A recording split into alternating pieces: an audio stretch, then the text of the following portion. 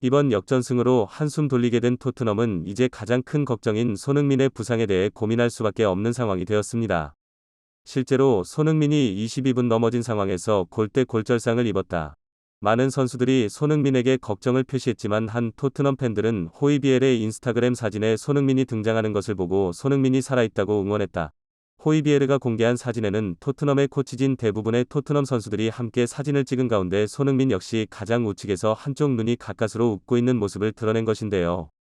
토트넘 선수들은 이날 경기에서 역전승을 거두고 16강에 진출했다. 드레스룸에서 춤을 추시는 걸 보고 너무 기뻤어요 봤어. 해리 케인은 너무 흥분해서 탈의실에서 노래를 부르는 모습을 보였다. 일부 팬들은 라이언 고슬링이 마치 그가 라라랜드에서 노래를 부르는 장면처럼 흥분한 해리 케인이 처음 본다고 말한다. 손흥민을 잃고 절망한 상황에서 토트넘이 가까스로 역전승을 거뒀다. 하지만 다행히 손흥민도 심하지는 않아 토트넘 선수들의 마음을 편안하게 해준 것 같다.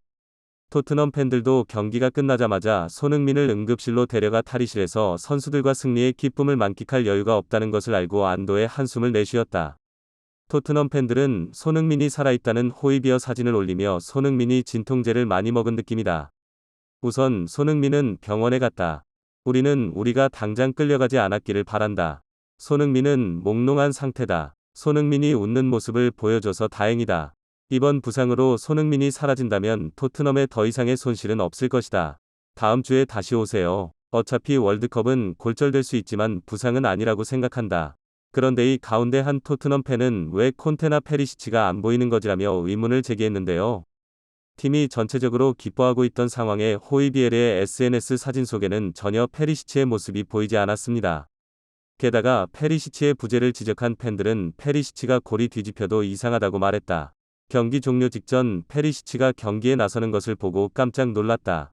케인과 다른 선수들은 어색하게 웃으며 그를 축하했다. 페리시치는 확실히 손흥민의 골을 도왔다. 경기 막판에 골을 넣은 토트넘의 계획은 아니었는데 원래 골은 콘테 감독의 전술적 계획에 포함되지 않았기 때문이다. 외국인 팬들은 페리시치의 사진과 영상에 페리시치가 없다는 것을 알고 있는 것은 사실이다.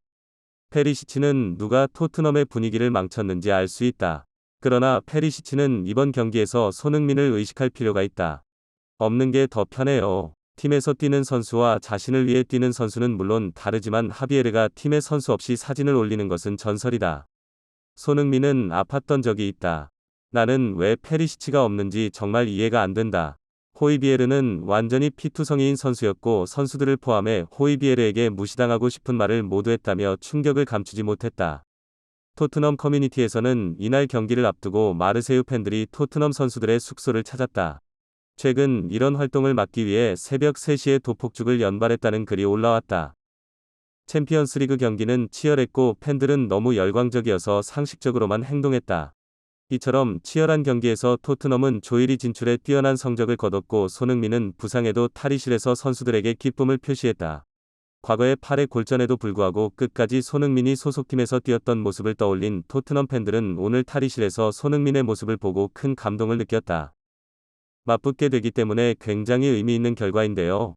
족골제였던 아인트라르트 역시 스포르팅을 상대로 원정에서 승리를 거두면서 DJ 예측할 수 없는 16강 이후 진출팀은 다름 아닌 프랑크푸르트 아인트라우트의 차지가 되었습니다. 아인트라우트 역시 스포르팅에게 선제골을 실점한 뒤 두 골을 넣어 역전을 했다는 점에서 토트넘과 동일한 드라마를 써내려간 상황인데요. 한편 이날 많은 한국 축구 팬들이 토트넘의 경기와 동시에 주목했던 나폴리의 리버풀 원정 경기에서는 결국 리버풀이 2대0으로 승리를 거두었습니다. 정말 숨 쉴 틈이 없을 정도로 치열했던 양 팀의 경기는 후반 정규 시간을 5분 남긴 상황까지 팽팽한 0대0 승부가 이어졌지만 살라의 골 그리고 누네스의 후반 추가 시간 8분 만에 추가골까지 이어지면서 최근 연패로 무너졌거던 리버풀의 저력을 보여주었습니다. 에이저의 나폴리는 몸에서 이미 리버풀을 4대1로 이긴 바가 있기 때문에 리버풀과 승점 동률을 이룬 상황에서 조 1위로 진출하게 되었습니다. 이로써 16강 1위로 오른 팀들은 리버풀과의 경기가 가장 두려운 상황이며 아직 대진표가 공개되진 않았지만 다행히 영국팀인 토트넘은 리버풀과 16강에서 붙는 아군은 피할 수 있게 되었습니다. B조에선 레버쿠젠과 아틀레티코가 충격적인 탈락을 확정 지은 가운데 C조에서는 바르셀로나가 일찌감치 탈락했습니다. 이제부터 H조까지는 아직 한 경기씩 남아있는 가운데 챔피언 3과 16강 진출팀이 모두 가려진 후 UFA에서는 11월 7일월요. 1회 16강전을 향한 추첨식이 있을 예정입니다. 그리고 월드컵 기간이 지난 후 2월에 16강전이 치러질 예정이기 때문에 이제 챔피언스 리그는 이번 경기를 끝으로 잠시 휴식기를 갖게 되는데요.